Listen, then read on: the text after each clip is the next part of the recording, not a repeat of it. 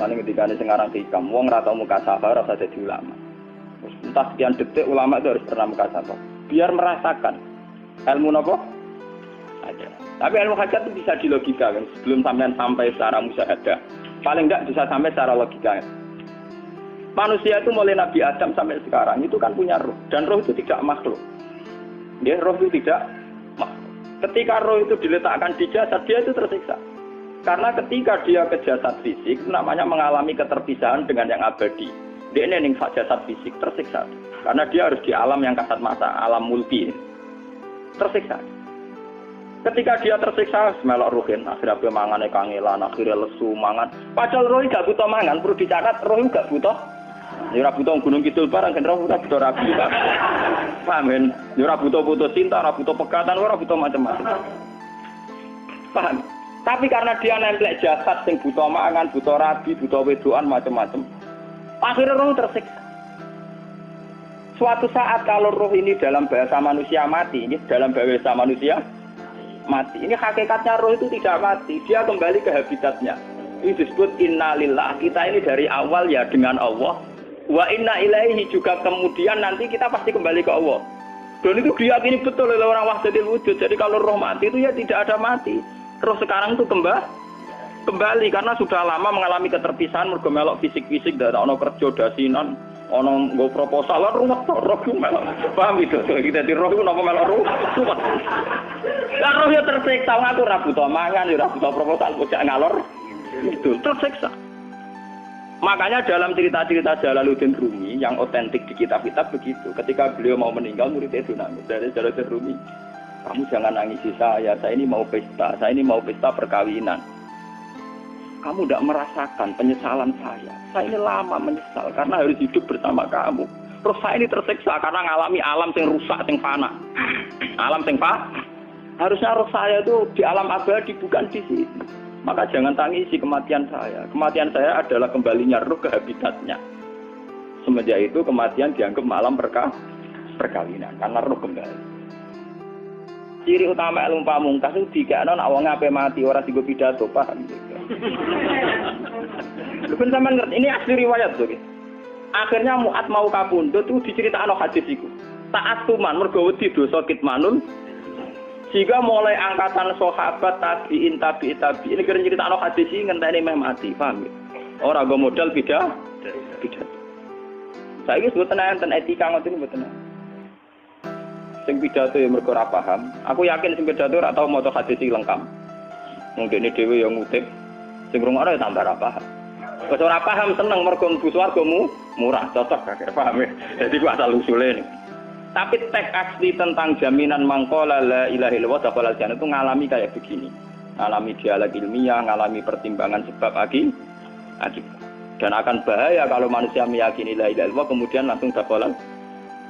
Makanya Nabi disomati Umar, fakal lihim ya'malun. Jangan begitu ya Rasulullah, manusia biar saja. Tidak usah ngendikani begitu, mari enak-enakan. Tidak usah ngamal, mergo mentang-mentang wis sekolah la ilaha illallah. Ya, itu dari segi riwayat. Akhirnya dari Nabi sampai tabi'in sampai kita, riwayat itu sampai kita itu nunggu inda wautihi. Yaitu kalau sudah mau mati, baru diriwayatkan ke muridnya, ke anaknya. Begitu terus. Sampai zaman edan ini juga modal bidah. Mulane kadang iki bener riwayat zaman akhiru kasirun khutoba qalilun ulama. Sing tukang pidato akeh ulamae mesti. Artinya apa? Agama yang sampai ke masyarakat itu kan yang versi mubalek. Karena rata-rata ulama ora iso pidato, mergo ora lucu. Sing pidatone lucu laris tapi cara menyebarkan agama bener ora tau sinau. Lah dina mlepuk ping 3 le sinau kapan? Paham? Mesti kok pidato ping iku oleh mutolak aku kapan? Gua boten ate pengajian teko. Mbok tangga kula ngundang pengajian itu boten ate. Omong terkenal. Boten ate. Tapi rata-rata sing diundang balik rata-rata nanti ngaji kula mesti kula nuwun tenan. Ampun tenan. Ya itu juga kula nggih sing satu ulama ben ulama. Ulama wis mulang ngaten iki ora usah bidat. Sing ngundang dosa. Paham? Ngundang dosa. Kula sering diundang yang tak omongi, kowe ojo gambar ulama kon pidato. Tapi ini ku kersane wonten ulama sing pidato dosa ngundang. Ora niat ngaji ngene, gak gelem ya wis. Ulama gambar. Pidato ya ben pidato amun ngono. Tapi ya muga-muga tobat nak gawe ajaran salah. Jadi bahaya sekali. Makanya ini kembali itu tadi saya mengatakan dari segi riwayat ya. Asal usulnya hadis man qala la ilaha illallah dakhala jannah. Ternyata Rasulullah itu disomasi Umar itu bahaya sekali ya Rasulullah kalau itu dimaklumatkan, dipublikasikan. Nyatanya Nabi nuruti faqallihim ya'malun. Begitu juga ketika era Mu'ad. Ketika Mu'ad minta supaya itu disebarluaskan oleh Nabi ya jangan. Jika Mu'ad meriwayatkan itu nunggu indah mautihi ta'atuman karena takut kitmanul ilmi meskipun gitu tetap diberitakan tapi nunggu dekati mati. Dan cara memberitakan Mu'ad murni karena takut menyimpan ilmu. Kalau disimpan Mu'ad kan bahaya. Ilmu itu tidak sampai ke tabiin, tidak sampai ke kita kan. Andai kan saat itu Mu'ad tidak tapi kalau menceritakan secara berlebihan, secara arogansi, secara memanfaatkan, nanti juga menjadi Islam yang gendo-gendo mergo mentang-mentang wis modal la ilaha illallah. Itu bahayanya kalau diceritakan secara ngawur melahirkan Islam gendo. Mentang-mentang mangko la ilaha illallah. Tapi kalau tidak ada menceritakan sama sekali ilmu ini hilang. Sehingga kita baca dua riwayat ini sudah sempurna. Riwayatnya tetap kita sampaikan tapi sempurna, termasuk pertimbangan faqallihim ya'mal. Terus nomor 2, saya bicara dari segi syariat. Ini dari segi riwayat. Kita punya trauma, entah itu fiktif, entah nyata, entah apalah. Kita punya trauma kasus Siti Jenar. Orang yang mendalami la ilaha illallah secara intensif, ya, entah itu disebut kalimat sodo, bosululuk, boseloko, mbah kono semua. Orang yang memahami la ilaha illallah secara intensif, itu pasti menuju ilmu hakikat. Dan menuju ilmu hakikat pasti ngalami hakikat yang khoyali. Ini ruang tenan ini. Hakikat yang nopo? Khoyali. Dan hakikat yang khoyali ini mulai menipu. Ya, kalau sudah begitu ruwet. Misalnya ngeten ya.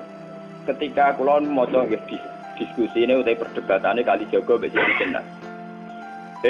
Saat itu ada Sunan Bonang juga. Kamu sujud pakai apa kali jaga? Ya pakai jasad. Dari Siti Jenar, daging kamu itu hanya onggokan daging. Nanti itu jadi bangkai. Dan setelah jadi bangkai itu habis. Kamu nanti ditulis Tuhan tidak termasuk yang sujud. Kebuah ada yang mbok sujud itu bentek. Mikir kan juga. Rugi ke sujud be bathuk be tangan. Jasad tem sampean kuntek. Ora ana sing crita kowe nak sujud mergo jasad itu mbok sampean dadi bang. Lah nek ngono sujud ning hakikat ora usah bathuk, ora usah tangan, ora usah sikil, yo rohom iku lho kon sujud mbek pangeran. Nek sujud mbek fisik ku rugi wong fisik sobanan. Mikir kali. Wong bolak-balik kali Joko mantan wali preman terus jadi debat pusing. Siti Jenar tahu belajar tak tahu ning Irak. Yang jelas yang mulang gak satem ora menangi. Wah, ini menjadi perdebatan. Sehingga keyakinannya kayak Siti Jenar, la ilaha illallah itu ya wahdatul wujud itu, innalillahi wa inna ilaihi. Selama ini kalau orang syariat misalnya, orang syariat itu kalau ada orang mati, misalnya Kak Ruhin mati, ini aku kan muni innalillahi wa inna ilaihi raji'un, saiki Ruhin wis mate. Mate itu balik ning penge. Itu cara wong hakikat kan salah besar. Orang mati itu tidak ada, cara ilmu hakikat dan orang mati itu tidak ada. Roh ini tersiksa di alam fisik. Jadi ruh ini tersiksa di alam fisik. Karena ketemu ning jasate ruh. Tersiksa ini. Akhirnya apa mangane kudu kerja piring Jepang tersiksa roh. Asal roti mau tersiksa. Misalnya kiai pemangan adalah kudu pidato 2 jam bareng tersiksa. Roh kenapa? Tersiksa. Mergo roh ora buta mangan, ora buta ngombe, tapi gara-gara melok fisik. Paham ya? Lho ini tenang dia warai ya bener. Lah kula boten. Sampeyan bejo lho guru waras maksudnya nggih. Artinya waras secara akademik karena ada referensi, ada marojek nggih. Waras secara hakikat. Kula niku umpama rasake sampeyan wis ilmu hakikat. Artinya saya juga ngalami ilmu hakikat. Lan ketika ini sekarang hikam wong ora tau mukasafah ora usah jadi ulama. Entah sekian detik ulama itu harus pernah mukasafah. Biar merasakan ilmu nopo ada. Tapi ilmu hakikat itu bisa dilogika kan sebelum sampai secara musyahadah. Paling enggak bisa sampai secara logika. Manusia itu mulai Nabi Adam sampai sekarang itu kan punya roh dan roh itu tidak makhluk. Ya, roh itu tidak makhluk. Ketika roh itu diletakkan di jasad, dia itu tersiksa. Karena ketika dia ke jasad fisik, itu namanya mengalami keterpisahan dengan yang abadi. Dia ini jasad fisik tersiksa. Karena dia harus di alam yang kasat mata, alam mulki.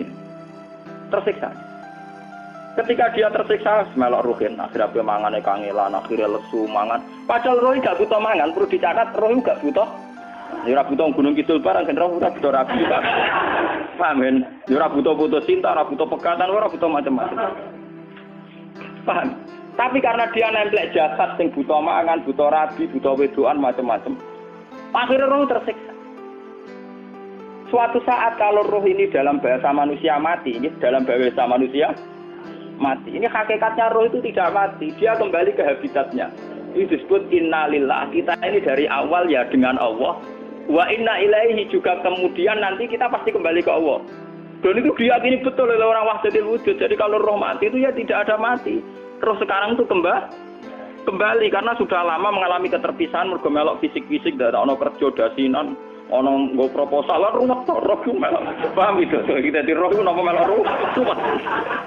Lah roh ya tersiksa aku ora butuh mangan, ya ora butuh proposal bocah ngalor. Itu tersiksa. Makanya dalam cerita-cerita Jalaluddin Rumi yang otentik di kitab-kitab begitu. Ketika beliau mau meninggal, muridnya itu nangis dari Jalaluddin Rumi. Kamu jangan nangisi saya ini mau pesta, saya ini mau pesta perkawinan. Kamu tidak merasakan penyesalan saya. Saya ini lama menyesal karena harus hidup bersama kamu. Terus saya ini tersiksa karena ngalami alam yang rusak, yang fana. Alam yang fana. Harusnya roh saya itu di alam abadi, bukan di sini. Maka jangan tangisi kematian saya. Kematian saya adalah kembalinya roh ke habitatnya. Semenjak itu kematian dianggap malam perkawinan. Karena roh kembali. Walhasil ngene iku cara ilmu tasawuf bahasa Arab jenenge wahdatul wujud, kena Jawa Yogya Solo keadaan iku jenenge manunggaling kawula. Mergo sing rawan ngono rugen lho, Pak. Nek iki tak terangno detail. Dadi bathuk mesti iki nggo sujud kan. Niku sampeyan ilang. Dadi seksine ora ono cara teorine sinten Siti? Rugi kowe. Jadi ya kendor. Lah kali Joko mantan preman jak debat terus ora ngono mbok terus tak pateni kowe. Lah debat iki ora iso. Premane kumat. Ya ta preman jak debat ilmi.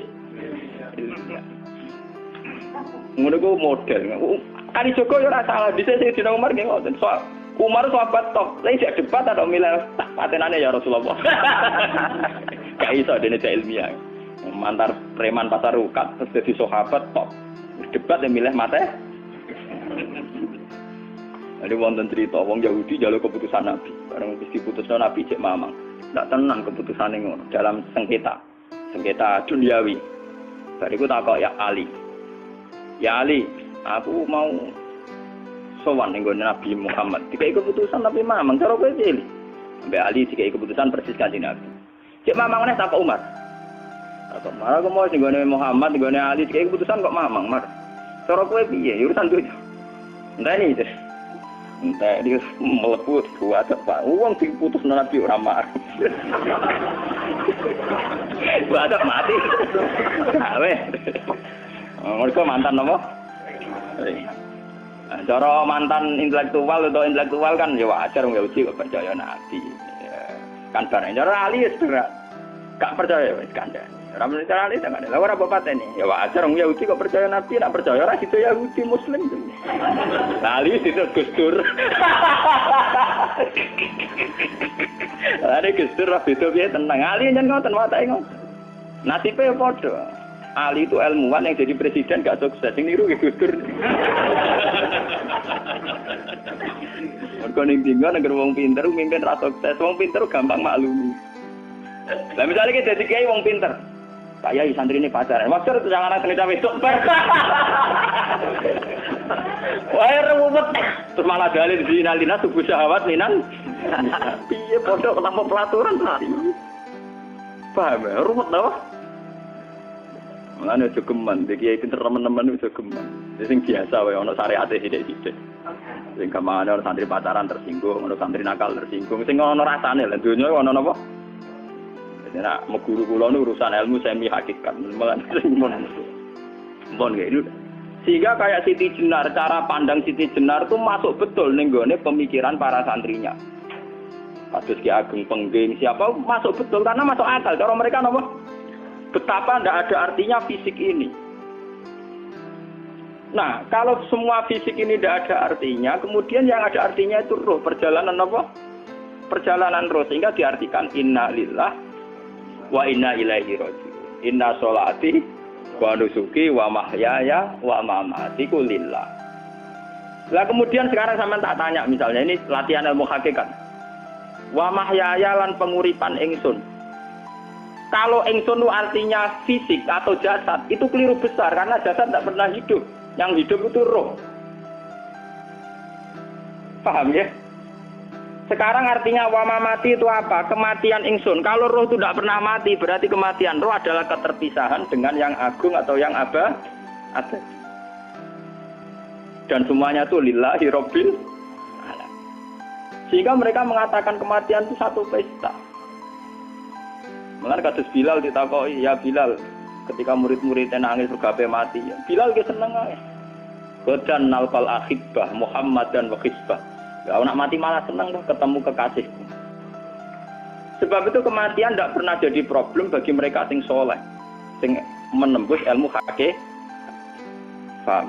Tapi ilmu hakikat kayak ini itu yang diyakini Siti Jenar, diyakini Jalaluddin Rumi, diyakini para wali-wali wahdatul wujud. Dulu Syekh Husain sinten Al-Halad. Itu kemudian melahirkan prahara syariat. Prahara apa? Syariat. Sebab itu Wali Songo, oke Siti Jenar benar dalam filosofinya, tapi harus dibunuh karena menjadi prahara syariat. Sama dengan yang dikatakan Nabi itu benar, tapi menjadi prahara syariat. Akhirnya disomasi oleh Umar radhiyallahu anhu. Jadi sebetulnya sama, pola-pola ceritanya sama. Intinya sebuah ilmu hakikat harus dikawal napa? Syariat. Nggih kula bolak-balik, contoh paling gampang wit pisang. Wong nak mangan gedang kulitnya tetap dibuang. Tapi umpama gedang dari awal ora usah kulit, ra sido dadi gedang. Paham nggih? Meskipun kon ape dipangan ya dibuang. Tapi kita tidak bisa membayangkan pisang dari awal tanpa napa? Mbah kekeringan, mbah bosok, mbah ra sido dadi napa? Pisang. Terus pentingnya syariat lagi begini, mulane penting ngaji wali-wali syariat sing pinter kados Sunan Kudus, kados Sunan Bonang. Andai kan tidak ada syariat itu dunia pun mesti rusak. Contoh paling gampang masalah pornografi, porno aksi. Jadi jenengan aja omongi ngono ibu ngakak-ngakak. Dari pangeran wis pirsa, kowe nak klambi pangeran ora tem ora ya ora usah klambenan. Wong ora ana gunane. Kalau yang paling penting itu nazarullah, kenapa kowe klambenan barang, wong kowe klambenan ora pangeran tetep pirsa. Nyatane di Jenar nak mulang nggih coba kambenan lah intine napa? Dinya ada nambe Sunan Bonang. Nah aku wis percaya kabeh nazarullah ora usah napa? Kambenan.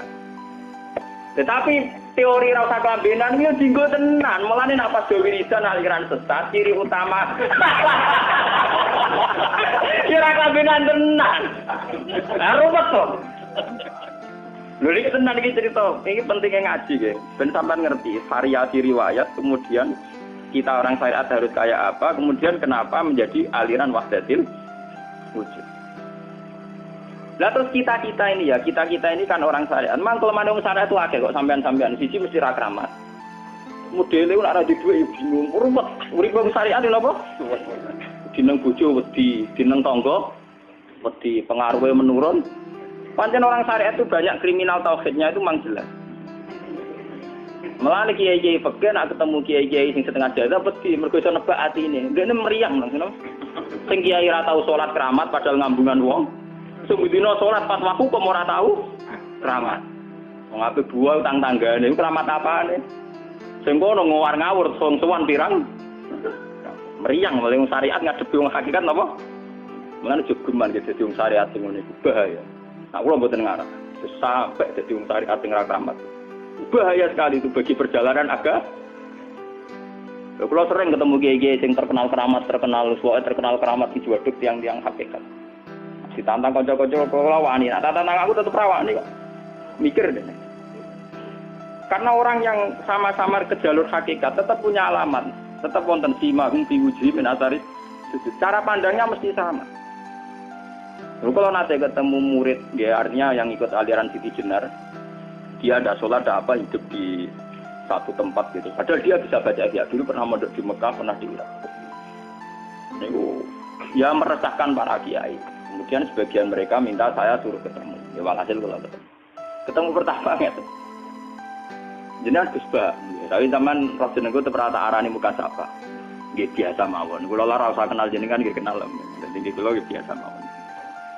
Lalu pernah ngajari ajaran nih. Saya Gus ning donya tak enteni mau turu ngenteni mati ngono Gus kok repot. Jawaban kula terus ya. Sampai jare wong hakikat wong ngenteni mati barang. Ya mati ya saiki iku. Ora usah ngenteni saiki padha-padha wis napa? Wis mati. Ya saiki wis padha-padha wis. Wis padha kabeh. Nah cara ilmu hakikat itu kan terus sama semua. Napa? Sama semua. Tadi makanya itu tadi.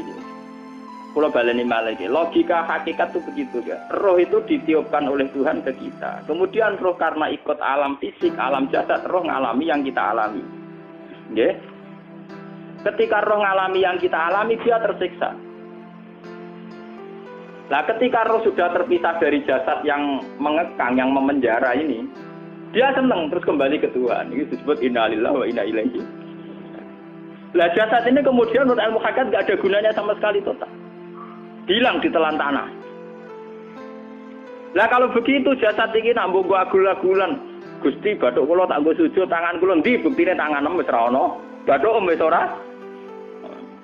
Mulane dari Siti Jenar, hanya wali bodoh kayak kalian yang punya ajaran bodoh begitu. Malah rasupan terus. Mulane Sunan Kalijaga semangat kon mateni mergo tambah omongane glodro ndi. Tapi yang nggak disadari Siti Jenar yaitu tadi.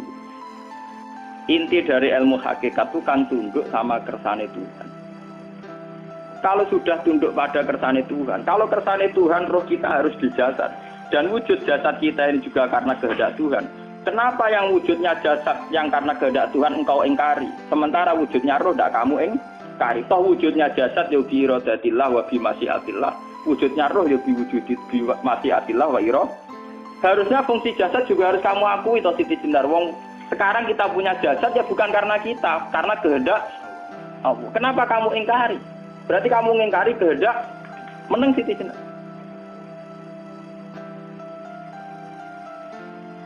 Makanya hakikat yang pertama Semi itu pasti khayal. Lah Siti Jenar itu hakikatnya baru yang sampai khayal itu.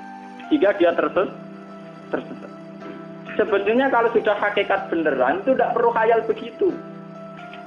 Artinya nggak perlu khayal jasad kita yang senajan ora ana gunane ini. Tetap piye wae wujudnya karena kehendak Allah. Juga kita harus terima. Apapun kekurangannya, apapun kenaifannya, ironisnya harus kita terima. Ini sebagai bentuk penerimaan kita pada masyiatil. Begitu juga keadaan roh kita sebagai penerimaan atas masyiatil. Meskipun ada teori-teori roh yang lebih valid. Lebih valid misalnya begini. Kanjeng Nabi itu suatu saat ininya terputus karena perang Uhud. Itu Kanjeng Nabi dia dolanan drijine iki. Napa cara niki napa jari jemari ini Nabi putus. Iki dolanan. Jadi Nabi sendiri kadang sering ngajarkan ilmu hakikat. Hal lagi illa usbun udmiyat wa fi sabilillahi ma lafi. Kowe ora trimo fisik, bentuk fisik jari jemari sing ditetir berdarah. Tapi nak kue bisa bililah, ayo wes balik nih habitat. Sehingga kenapa para sahabat itu ketika dicincang, ketika putus tangannya, putus kakinya, sahabat yang usul ke ilmu hakikat itu malah senang. Karena jasad kita ini kan ila sabilillah menuju jalan Tuhan. Sekali dia sudah terluka fisabilillah itu sudah menemukan formatnya. Cara teori Cina bisa menemukan formasinya. Paham gitu? Orang kok malah ngeluh itu berarti goblok benar ngeluh. Paham ini apa? Jadi, makanya Nabi ngertikan, ya itu sudah ketemu formatnya. Ketika rohnya para syuhada nanti kembali ke Tuhan, ya ketemu formatnya lagi.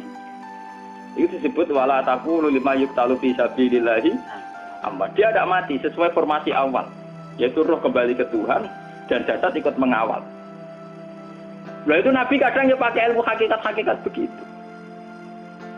Mulane kula bolak-balik matur, kula nunggu mulai umur 20 tahun nopo pinten. Kula ngasih ini gak ada penyakit dan ekstrim penyakit saya. Sampai saat ini kalau nak ngobatno ndak lebih 50% karena saya tetap berpikir. Misalnya cara syariat kan berobat, tapi cara hakikat apa betul keberadaan saya di alam ini penting? Sehingga aku kepengen urip tak bela-belani ngantek atusan juta. Jangan-jangan penting mati ikuti bang urip. Lah nek ngono lha apa tak bela-belani? Entek atusan juta. Jadi misalnya kita berobat ya mau ya dari nabi kan berobat ya berobat. Pokoknya kita Islam nggak sini mau geruda-gerudu kadang orang paham. Sekali kamu mengamati dengan sisi hakikat. Lalu coba sekarang sampean pikir, coba sekarang nggak pakai logika hakikat, pakai logika syariat saja. Saya ini misalnya asetnya 10 juta, misalnya, ya, saya punya aset 10 juta. Tapi misalnya aku rugi nawan atau dipengaruhi di masa depan sama nih. Kalau kan soalnya secara teori di masa, misalnya pulau rugi, artinya kere di duit 10 juta aset. Tujuan saya sembuh kan supaya aku iso sembuh sehat, engkau iso kerja untuk anak. Tapi karena saya sakit nanti operasi tidak 10 juta. Operasi tidak 10 juta. Wong aku repair mesti iso marisi anak. Apa meneh nek 10 juta tak ada gue berobat malah jelas ra iso marisi. Lah nek ngono penting matiku ya dibagi 10 juta. Karwan iso diwaris langsung. Sementara anak aku mari dibiayai 10 juta rong mesti mari 10 juta mesti entek. Artinya tidak ada jaminan kalau berobat itu secara visi ke depan lebih baik. Soalnya malah ngentekno donya enggak jelas akibat positifnya. Misalnya tetap lumpuh duit entek. Teori loh, Bapak artinya apa? Teori hakikat tetap lebih benar bahwa hidup itu tidak ada artinya, semua itu tidak ada artinya. Berobat apa enggak berobat semuanya tidak ada artinya. Teori loh gini. Sehingga kalau kita tengah-tengah aja tengah-tengah, kasus kula misalnya loro nggih berobat. Gusti separuh kula nglakoni syariat, tapi sebagai kula ulama fikih iki separuh kula lakoni napa? Jadi kula tetep mboten ngarah obat 100%. Tapi orang ngarah berobat wong kula tiyang napa? Syariat. Tapi memang faktanya itu begitu. Cara Kanjeng Nabi kadang Kanjeng Nabi berobat. Kadang Kanjeng Nabi wis nikine tercincang digeguyon nak. Wa laki illa usbuun utwiyat ora putri sing gak melok-melok. Nah, bukti bahwa jasad itu begitu tidak penting. Kayak Sayyid Hamzah. Mulai Sayyid Hamzah menganggap wahyu bentone ra karuan. Kalau teori Siti Jenar itu benar, teori Jalaluddin Rumi benar teorinya ya orang kok ra salate lho nggih. Maksudnya nang anut ra salate. Benar dalam analisis roh.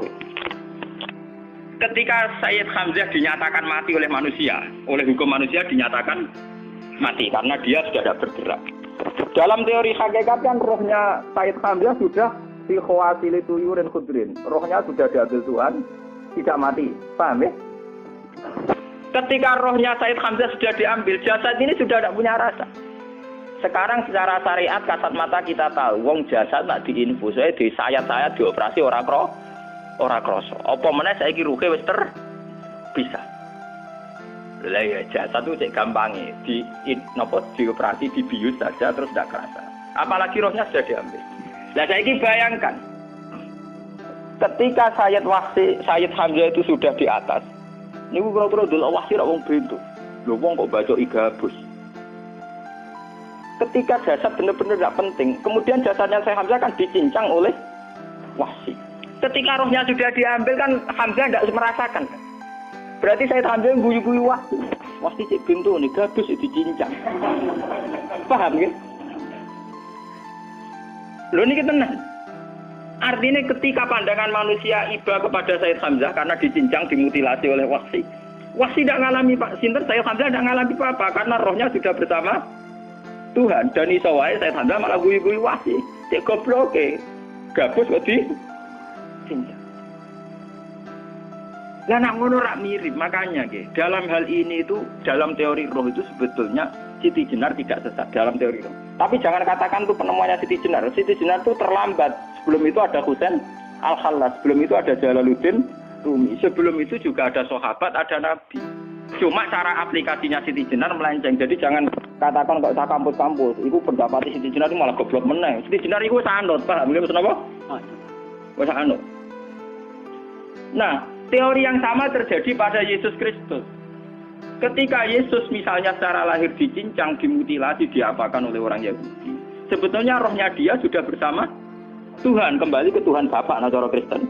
Nah cara Islam ya balik ning pangeran. Andaikan itu iya, itu ya tidak ada masalah karena hakikatnya dia tidak dicincang, tidak dibu. Adekan iya lah, tentu menurut Islam yang dibunuh Yudas atau siapa itu yang masuk dia lah. Tapi sama sebetulnya teorinya sama. Kalaupun ya ada masalah. Oke, kalau misalnya Nabi Isa karena ada kontroversi menyangkut dia atau Yudas. Sekarang yang Zakaria dan ya Zakaria Yahya itu dicincang betul oleh orang Yahudi. Matinya dimutilasi. Tapi dia tidak apa-apa. Karena ketika beliau dicincang, rohnya sudah diambil. Ini rumah tenan kan. Ben kira untuk kendel mati paham kan ya. Dadi maksudnya ini kalau ajari mati itu tidak problem. Ya niki kalau urip ya mati lho. Nah ini ben sampean paham ya. Kaitan la ilaha illallah ini nanti semuanya sama kaitan sama apa? La ilaha illallah. Ini nanti ujungnya sama dengan la ilaha illallah. Begitu juga seterusnya. Misalnya Yahya kalian sinten? Zakaria. Ketika Tuhan ditanya, jadi tenggene alam malakut pangeran ditakok, ya Allah, Yahya dan Zakaria itu kan hamba pilihan engkau. Ketika dicincang kok jenengan biarkan. Endi Yahya Zakaria dicincang? Aku iku ora goblok dari pangeran. Sedurunge dekne dicincang jasate ruhe tak jupuk. Dadi dekne ora krasa blas. Begitu juga yang tafsir-tafsir sampean lihat wa Maryama. Sayyidah Maryam yang istrinya Fir'aun. Itu kan dia iman sama Nabi Musa